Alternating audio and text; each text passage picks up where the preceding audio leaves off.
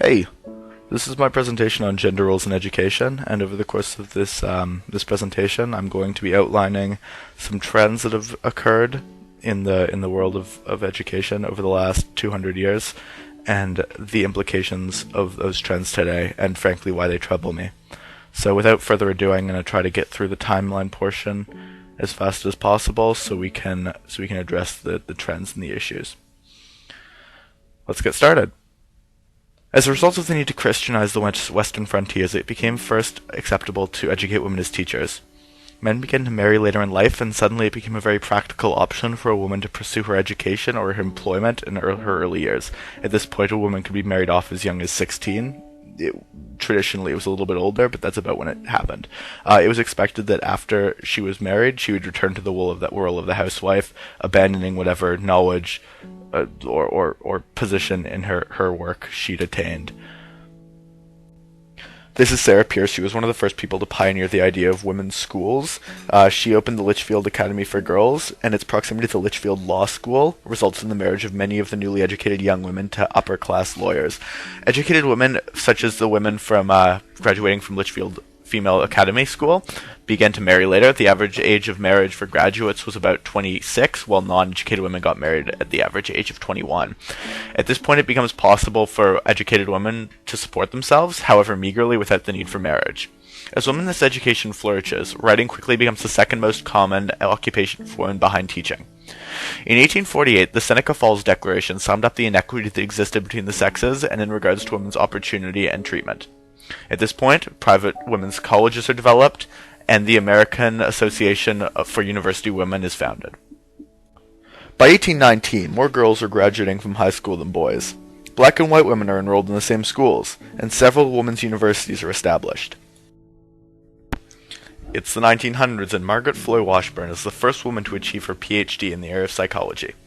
In the late 1800s and the early 1900s, there's this great push towards coeducational practices. By 1901, there are twice as many women in coeducational institutions than in segregated ones. Mary Calkins becomes the head of the American Psychological and Philosophical Associations. By 1902, percentage of women enrolled in the University of Chicago surpasses that of men. Women receive 56% of high honors awards. Throughout the Western world, one-third of college students are female. In 1945, Harvard Medical School accepts its first female student. Women's centers are founded on college campuses across the country.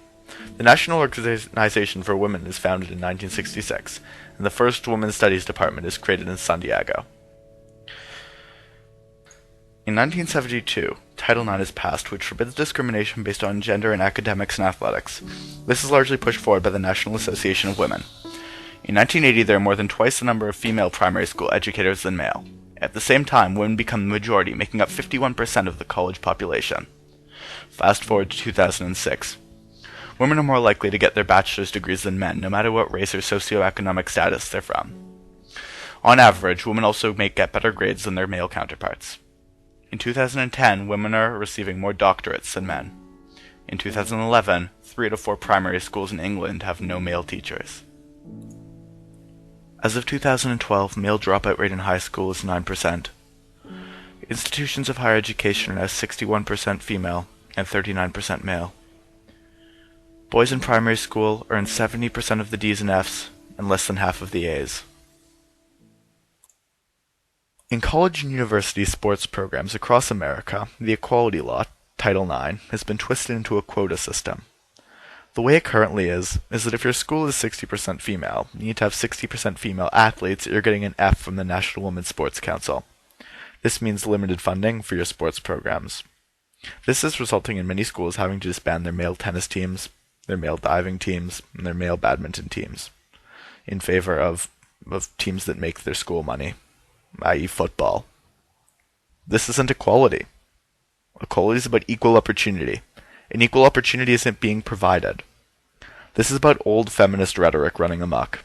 Rhetoric that had a place 40 years ago, but has long since lost its relevance. This is a quote from the AUW, a feminist women's organization founded in the late 19th century to combat inequality. Our adversaries know that the AAUW is a force to be reckoned with, that we have staying power in our dedication to breaking through barriers that we target. We are breaking through barriers. We mean it. We've done it before, and we're coming after them. Again and again and again. If we have to. All of us. All the time. This isn't a quote from the late 19th century. This is a quote from 2008. These groups exist in a female-dominated world of education. There are no groups that lobby for men's rights. The implications of this spread well beyond the walls of college campuses. Traditionally, women have been taught to seek out men who have equal or higher levels of education and certainly higher incomes than themselves. This is no longer going to be possible. As a society, we're educating high numbers of women and increasingly lower numbers of men. So I ask you this. If this trend continues, what are the implications for us as a society? The answer, as far as I see it, is this. Who knows? And that scares me. Thank you.